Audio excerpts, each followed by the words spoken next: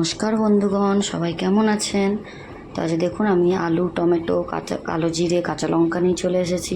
আপনারা ভাবছেন এটা দিয়ে কী হবে? তো আমি খুবই সিম্পল, খুবই সাধারণ রান্না, কিন্তু খুব সময় হয়ে যাবে।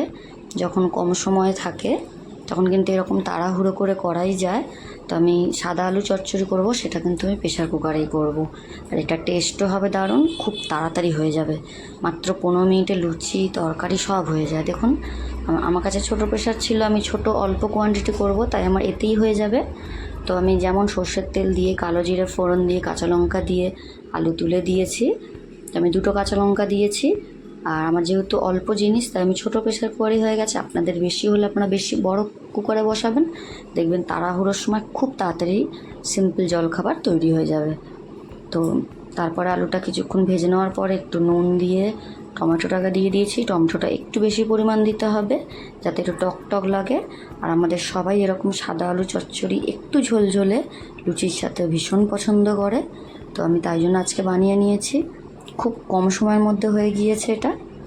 দেখুন ভালো করে ভেজে নিয়ে কড়াইতে যেমন করি আমরা, ঠিক সেরকমই প্রেশারে করে জাস্ট আমরা এটাকে একটা সিটি হতে দেব। দেখবেন 7-8 মিনিটেই আপনার আলু চচ্চড়িটা রেডি, যেটা কিন্তু আমরা কড়াইতে করলে অনেকক্ষণ টাইম লাগবে। আর এদিকে আমার আটাটা মাখা ছিল, যদি আটা মাখা থাকে সেটাও ভীষণ ভালো, ভীষণ তাড়াতাড়ি হয়ে যাবে। তবেই আপনারা 15 মিনিটের 20 মিনিটের মধ্যেই হয়ে যাবে। দেখবেন জলখাবার একদম রেডি সকালে। তো আটা মাখাই ছিল, আমি এটা আটার লুচি করব আজকে। আপনারা চাইলে ময়দার করতেই পারেন। দেখুন আমার আটাটা মাখাই ছিল, আমি লেচি কেটে নিচ্ছি লুচির সাইজে। তো আপনারা একবার এইভাবে তাড়াতাড়ির সময় এইরকমভাবে প্রেশার কুকারে সাদা আলু চচ্চড়ি এবং লুচিটা নর্মাল করে দেখবেন। কেমন লাগলো অতি অবশ্যই জানাবেন। আর আপনাদের তাড়াতাড়ি হচ্ছে কিনা সেটাও আমাকে জানাবেন। দেখুন আমি সব লেচি কেটে নিয়েছি। এদিকে আমার একটা সিটি পড়ে গিয়েছে। তো এটাকে আমি এবার দমেই রেখে দেবো, খুলবো না কিন্তু। তো ওটা এবার নামিয়ে দিয়েছি। এদিকে লুচিটা আমি বেলে নেব। দেখুন আটাটা মাখা ছিল ভীষণ সুন্দর নরম, একদম সফট সফট করেই মাখানো ছিল। তো এই জন্য আমি আর ফ্রিজ থেকে আটাটাকে কিন্তু বেশ কিছুক্ষণ আগে বার করে রাখতে হবে, যদি ফ্রিজে আটা মাখানো থাকে।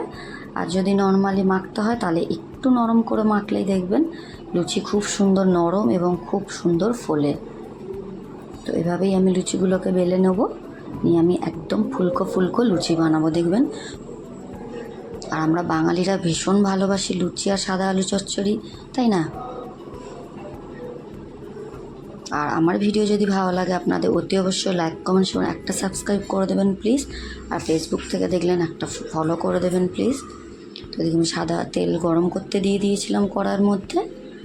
তেল গরম হতে আমি লেচিগুলো ছেড়ে দিচ্ছি। দেখুন কত সুন্দর একদম ফুলকো ফুলকো লুচি হয়ে যাচ্ছে, দেখেই একদম খেতে ইচ্ছে করছে, এত সুন্দর লুচি।